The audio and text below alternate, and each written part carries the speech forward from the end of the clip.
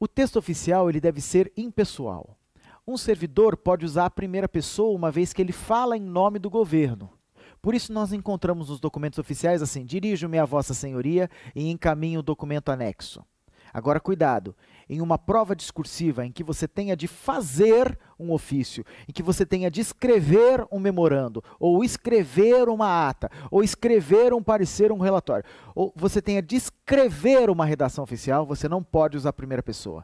Por mais que a banca simule, partindo do pressuposto que você é chefe de recursos humanos do Senado Federal, escreva uma correspondência ao chefe de departamento dos demais órgãos federais lotados em Brasília. Nesse ofício, você não poderá colocar dirijo-me a Vossa Senhoria.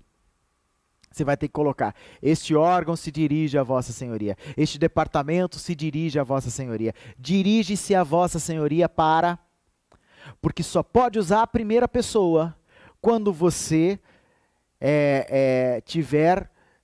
quando do exercício da administração pública, quando você tiver tomado posse. Então, aí você pode usar a primeira pessoa. Um servidor, ele fala em nome do governo. Ele é o governo falando. Ele é o cargo mais importante do que a pessoa dele.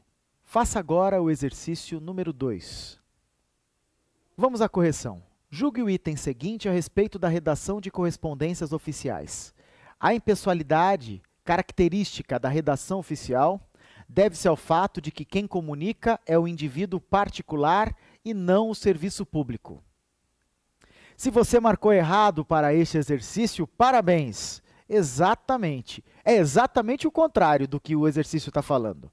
Então, olha, a redação oficial, a impessoalidade, marca da redação oficial, é porque ele não é um indivíduo particular falando, mas sim o governo a partir daquele órgão, daquele cargo, daquela instância pública. Então, ele é o cargo dele falando e não a própria pessoa. Errado é o gabarito.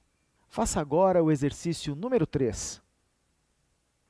Nessa prova da ANEEL de 2010, vamos julgar. A impessoalidade que deve caracterizar a redação oficial é percebida, entre outros aspectos, no tratamento que é dado ao destinatário, o qual deve ser concebido como homogêneo e impessoal, seja ele um cidadão ou um órgão público. Preste atenção.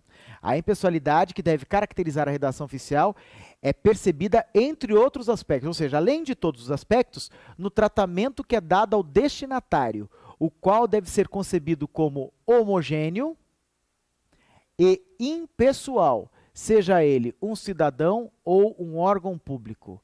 Exatamente, certo é o gabarito.